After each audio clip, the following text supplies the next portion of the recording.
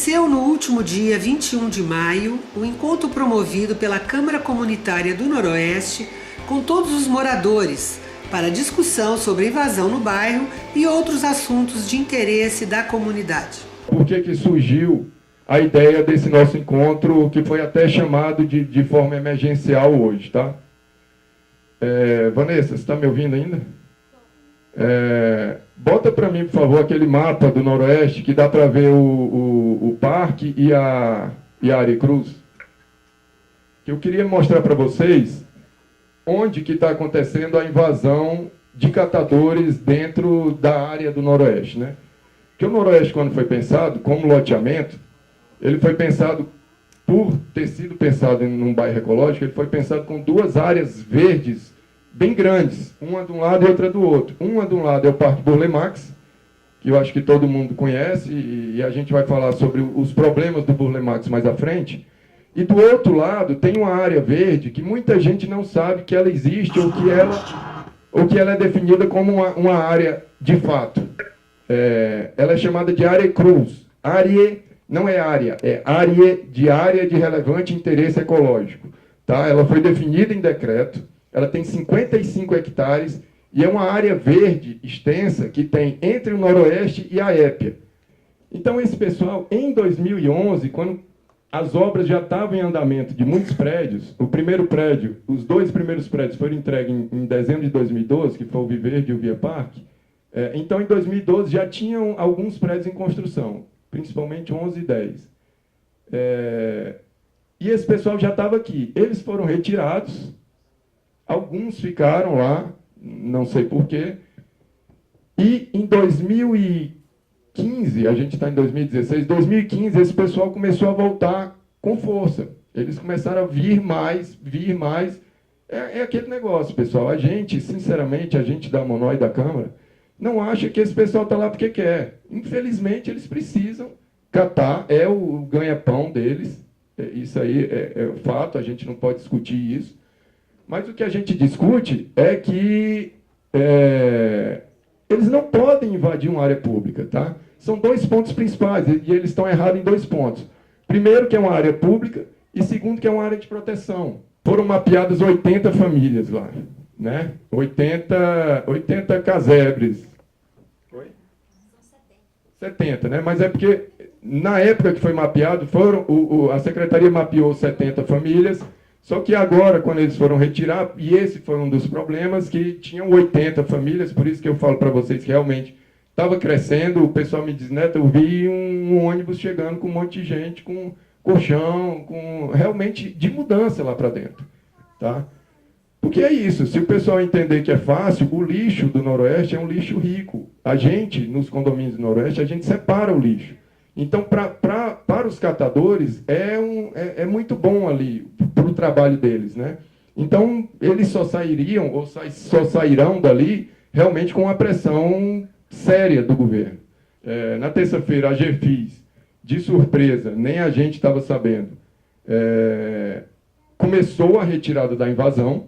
Isso aí foi uma alegria para a gente, porque realmente, com os nossos apelos reiterados, a gente, de alguma forma, ganhou uma importância dentro daquela fila de importâncias que ela tinha lá, que a gente conseguiu que fosse priorizada a retirada da área cruz. Só que o que acontece? Na terça, eles tiraram 20 desses 80 barracos, derrubaram com trator. Eu acho que vocês viram isso na mídia, saiu foto do trator derrubando e tal. Só que na quarta, quando o trator voltou para lá para derrubar os outros, e eu falo derrubar, pessoal, mais uma vez, com a Secretaria de Direitos Humanos presente, e dizendo para onde eles iam, informando o que ia acontecer, um caminhão do lado com a disponibilidade para levar o que eles quisessem levar para o local que eles fossem levados. Então, não é chegar a passar o trator, como muita gente está dizendo aí.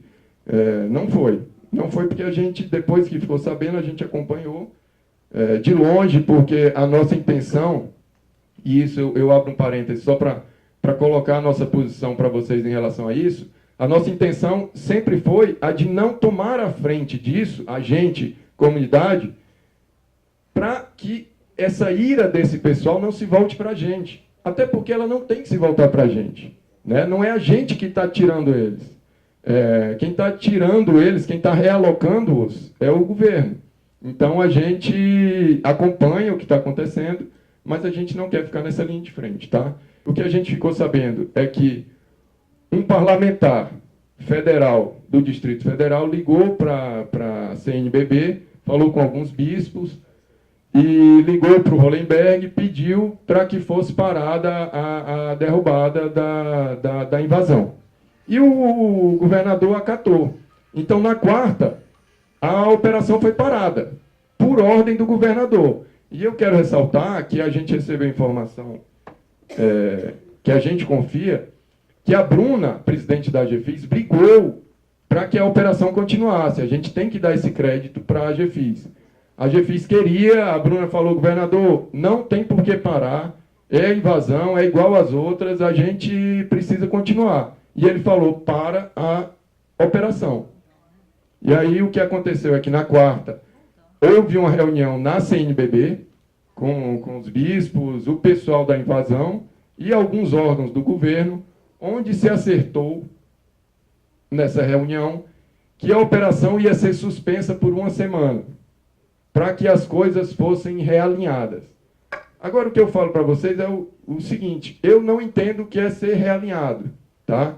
A gente está muito calejado, principalmente lá no Noroeste, de ouvir e as coisas não acontecerem. A gente renova o tempo todo o voto de confiança e muito do que nos foi prometido vai ficando para depois, quando tiver dinheiro, quando acontecer isso, quando acontecer aquilo.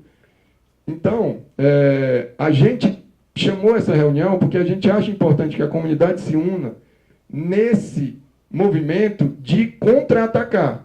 Porque a gente sabe que o governador Rodrigo Hollenberg, infelizmente, ele tem demonstrado, eu não conhecia esse perfil dele, ele tem demonstrado que ele vai para o lado que grita mais alto. Ele já deu vários exemplos nesse sentido. Então, o que a gente quer é gritar do nosso lado também, tá? Já que há esse movimento do lado de lá para que o pessoal continue no local que está, que nós façamos o nosso movimento para que isso não pare. Não pode parar. Já são muitos os abusos que a gente sofre dentro daquele bairro. Não tem como a gente aceitar que essa invasão continue ali. Esse pessoal que está aí, a gente tem uma preocupação realmente, porque são pessoas pobres, realmente. A gente tem que pensar que nem o Neto falou, vamos tentar realocar essas pessoas. E aí, se a gente não ter essa preocupação de ter um esforço um conjunto, a gente fazer alguma coisa para retirar esse pessoal, que está dentro de uma área de relevante interesse ecológico, é uma área que não tem sustentação de ter mais gente morando lá dentro, porque a gente precisa de áreas verdes para captar água, para nós, no DF, eu tive uma reunião agora de qualidade de água, no Lago Paranoá, tinha pessoas do DF, todo técnicos, que estão dizendo que Brasília já está tendo problema sério de água. Muito sério, vai ter que começar a ter já redução de água. Então, eu acho que é isso, a gente tem que estar junto, a gente vai ter que ir, talvez, para o Ministério Público, fazer alguma coisa. Você comentou que você também não sabe a resposta, mas eu queria entender qual é a demanda dos invasores. Por que eles querem ficar lá? Né?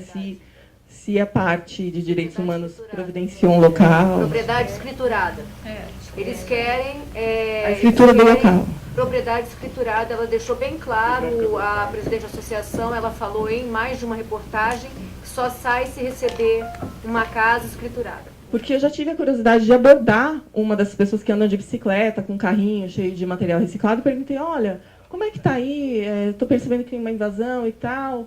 Esse pessoal está aí há muito tempo, não está? Ele falou, não, tem gente aí há muito tempo, mas você sabe, aí vem o primo de não sei aonde, o cunhado, o irmão, o papagaio.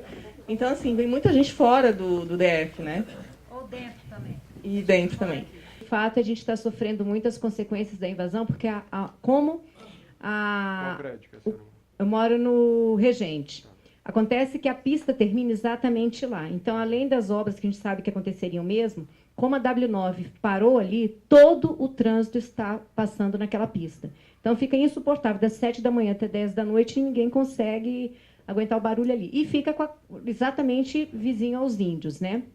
Só que a invasão, eles estão usando aquela pista entre o campinho de futebol dos índios e a primeira casa, que fica em frente ao Infinity, tem uma pista de terra. Então passam todos os cavalos, todos os cachorros de rua, todas as crianças que estão lá, quando vêm para as brinquedotecas, estão pegando os dali daquela quadra, porque eles saem de lá.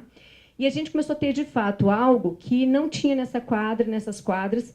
Começamos a ter pessoas muito bêbadas lá, caindo, inclusive, nos gramados em frente aos prédios. Então, a gente não sabe se as pessoas são agressivas, se não são. Eles andam, pessoas muito estranhas começaram a andar por ali.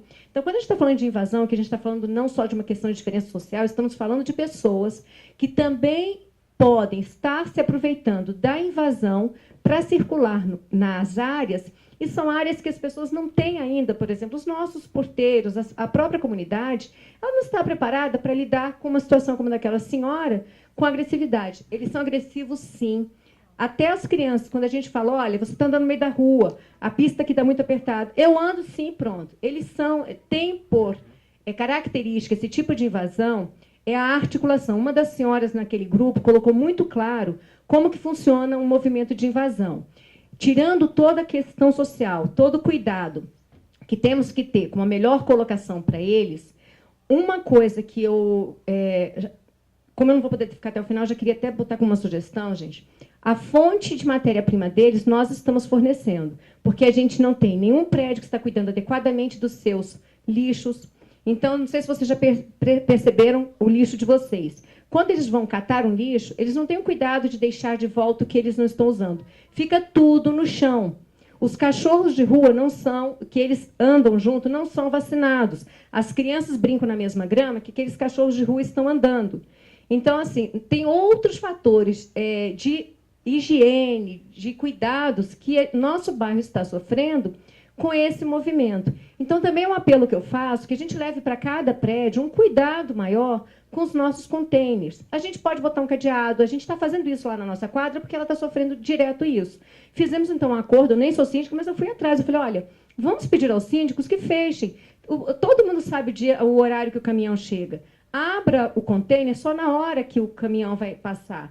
Isso já ajuda muito, porque, olha, o lixo que está ficando na rua, e eles não recolhem, e aí a chuva vem, e já está começando a trazer, e como a senhora aqui tinha falado, é uma área ecológica, o lixo está indo todo para aquela área verde. Eu sou síndico do Via Prestígio. Ouvi todo mundo aí, eu quero dizer que não existe meio termo. Não tem esse negócio de conversa, de chamar para diálogo. Estão invertendo as coisas.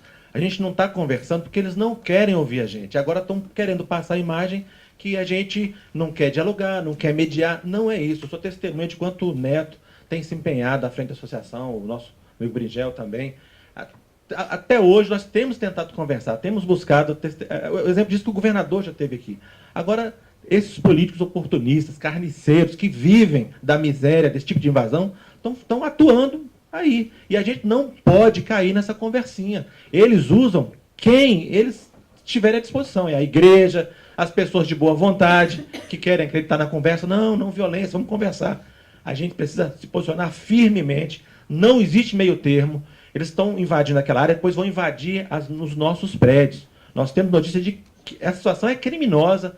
Temos outros crimes acontecendo, tráfico de drogas, roubo, violência a pessoas, tem homicídio naquela área lá. Então, isso é inadmissível. Nós não podemos concordar de forma nenhuma. Nós temos que ser agora intransigentes. Se a gente começar a ceder demais, aceitar muita conversinha, daqui a pouco nós vamos estar com esse pessoal com a invasão estabelecida aí, como várias outras que aconteceram em Brasília. Então, eu acho que não tem diálogo, não porque nós não queiramos diálogo. Não vamos deixar inverter a situação. Porque já estão começando a dizer que a gente não quer... vamos conversar. Não, a gente sempre quis conversar. Só que agora chega de conversa, nós já fomos enganados demais. Essa conta não é nossa. Nós não podemos assumir essa conta. Só isso mesmo. Vamos passar então, pessoal. Nessa imagem aqui, o que eu queria falar para vocês, eu queria falar rapidamente sobre o parque e sobre os índios, que eu acho que são, hoje, junto com a invasão, os 3 problemas macro que a gente tem dentro do bairro, tá? A gente já teve problema de iluminação pública, de fornecimento de energia, fornecimento de água, e graças a Deus e graças ao trabalho que foi feito, a gente já superou pelo menos esses mais básicos, né? Os 3 grandes problemas que a gente briga hoje são o Burle Marx, a invasão e a questão dos índios. Então vamos começar pelo parque. O parque é essa belezura aí que vocês estão vendo, com 4 lagoas cheias, né? Com as pracinhas lá, com aquela praça grande. Eu acho que todo mundo viu essa imagem naquele material gráfico que as construtoras deram quando foram oferecer os apartamentos. Praticamente todas as construtoras, quando fizeram os books dos condomínios, fizeram um book do bairro também, e essa foto era uma foto quase que essencial, a foto do Burle Marx que estava sendo vendido para a gente. Fazer um histórico bem rápido aqui para todo mundo entender a historinha do Burle Marx.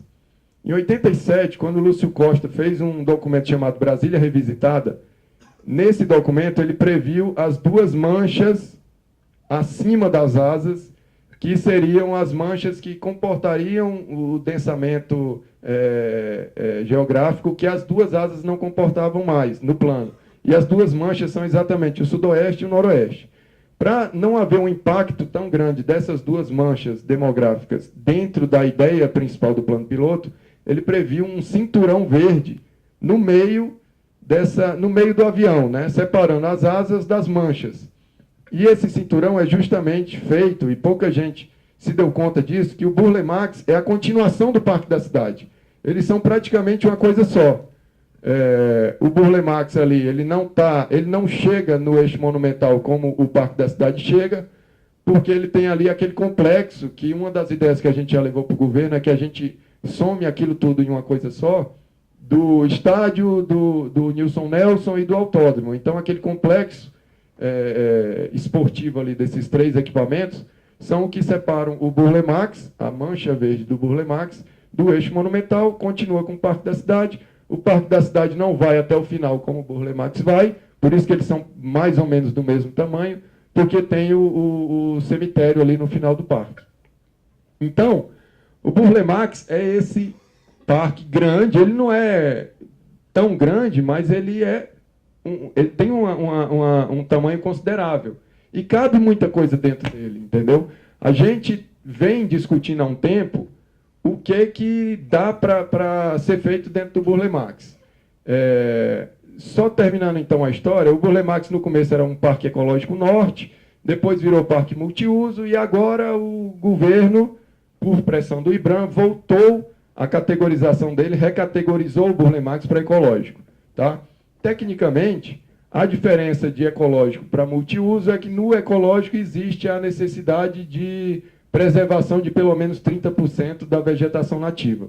Tá? O que acontece hoje? O governador veio há um mês e meio mais ou menos, assinou um decreto de criação do Conselho do Parque. Se vocês me perguntam para que serve um conselho? Para empurrar as coisas para frente, eu acho. Né? Beleza, um conselho é legal, vamos discutir o que é o projeto, como é que é o projeto, o que a gente quer. Legal, vamos discutindo. Mas eu não acho que o conselho é o caminho para isso, para a gente sair. A nossa posição qual é? O responsável legal pela implementação do Parque Burle Marx se chama TerraCap. Tá? O Burle Marx, assim como a Aricruz, foram 2 áreas de compensação ambiental pela construção do Noroeste. O Noroeste era uma grande área de cerrado, foi derrubada a área de cerrado, claro que foi derrubada a área de cerrado, porque tinha que construir os prédios, tinha que construir os bairros. Muita gente ainda reclama que tinham que ter deixado as árvores entre os blocos e tal. Eu não acho que isso seja viável, mas enfim, eu também não estou aqui para questionar isso, né, Laura? Preservamos algumas coisas. Então, a Aricruz e o Burle Marx são compensações do desmatamento do cerrado do bairro como um todo. Então, o responsável pela implementação do parque, pela construção do Parque Burle Marx, é a TerraCap, que é a loteadora do bairro. Então, a gente está pensando e está buscando, a gente tem uma reunião com o presidente da TerraCap segunda-feira, depois de amanhã, para discutir exatamente Parque Burle Marx e a invasão, porque a gente quer que a TerraCap se imponha e diga para o IBRAM que quem vai implementar o parque é ela, é a TerraCap. Tá? A gente vai conversar com a TerraCap para ver a possibilidade desse concurso de projeto, para tentar agilizar as coisas e ter um projeto de verdade, um projeto executável, né? Não algo faraônico ou babilônico, que não vai adiantar de nada. E é isso, estamos brigando para que o Burle Marx saia. Em relação ao Burle Marx, era mais ou menos isso, pessoal. Eu vou falar, então, em relação aos índios, bem rápido, e aí eu abro, se vocês quiserem fazer mais alguma pergunta, a gente fala, tá? O que acontece em relação aos indígenas? Como eu falei para vocês, lá dentro da área dos índios, existem duas etnias. Existem os Funiô e os Cariri-Chocó. Os Cariri-Chocó já fecharam acordo com a Terra Cap para saírem para uma área fora do Noroeste. É uma área que foi separada pela Terra Cap, ali do lado da Leroy Merlin, entre a Leroy e o Parque Nacional, por ali. Ali tem uma área bem grande, bem extensa, que está separada para os índios do Noroeste, vamos chamar assim, irem para lá. Tá? Os Cariri-Chocó, metade do nosso problema, digamos assim, já fechou esse acordo para ir para lá, estão esperando a Terra Cap construir essas casas para irem. Esse é um dos puxões de orelha que a gente vai dar lá no Júlio César, na segunda-feira, que se a Terra Cap não construir logo essas casas, esses índios vão desistir desse acordo. Entendeu? E a ideia desses índios, porque na 308, aqui, 508, 708, esses índios estão aqui, ó. Essa etnia está por aqui, a região deles é essa. Então, se eles fecharem um acordo, já dá para a gente pelo menos abrir a W9. Se você abre a W9, você meio que deixa eles presos aqui, a outra etnia, e de alguma forma o diálogo fica mais justo, digamos assim. Que eu já me reuni com essa outra etnia, com os Funiô, e eles disseram, a gente não quer ir para lá, para essa área, porque essa área vai ser área indígena, eu quero área no meu nome. Porque se eu resolver vender depois, como é que eu vou vender? O invasor quer um lote escriturado, o índio quer tudo também. Bem-vindo ao DF, Alex. É isso. Então, então, com o respaldo de algumas empresas, a gente procurou essa outra etnia para ela fechar o acordo. A gente propôs dar mobília, por exemplo, para eles irem também com a que já fechou o acordo, fechar o acordo para irem. Carrinho 1.0. Não, aí se você quiser ajudar a gente, né? Porque eu só recebi essa margem de oferecer a mobília para esse pessoal ir para lá aceitar o acordo. Só que de nada vai adiantar essa tratativa, essa mediação que a gente está tentando, se a Terra Cap não começar a construir as casas, porque aí enfraquece todo o resto, toda a conversa. Então a gente vai pedir para a Terra Cap começar a construir essas casas, vamos continuar com essa negociação para resolver o problema, e aí eu acho que eu tenho a convicção que daqui para o meio do ano que vem a gente resolve esse problema dos índios, tá? O transporte sempre foi uma das nossas maiores reivindicações ali. Hoje são duas linhas, né, que não atendem do jeito que a gente queria, nem de longe. A gente continua brigando com isso, continua brigando com o DF Trans. O grande problema é que o transporte público no DF como um todo é um caos, O pessoal fala para a gente que ali não justifica comercialmente ter mais linha ou ter mais ônibus. Eu não quero saber, entendeu? Transporte público é um instrumento público que tem que ser oferecido para todo mundo. Não é porque não dá dinheiro que não tem que ter. Entendeu? Então a gente briga para que tenha, depois das 8 da noite, tenha pelo menos carros de hora em hora até meia-noite, ou até uma hora da manhã, para que pelo menos o pessoal do comércio, o pessoal que sai mais tarde, consiga pegar um ônibus e ir para casa. E os comerciantes não tenham que pegar esses trabalhadores e levar com o próprio carro lá na rodoviária ou na W3. Mas, respondendo a tua pergunta, é um dos pontos que a gente mais briga e vai continuar brigando até que se estabeleça. Tá bom? Obrigado, pessoal. Obrigado por todo mundo.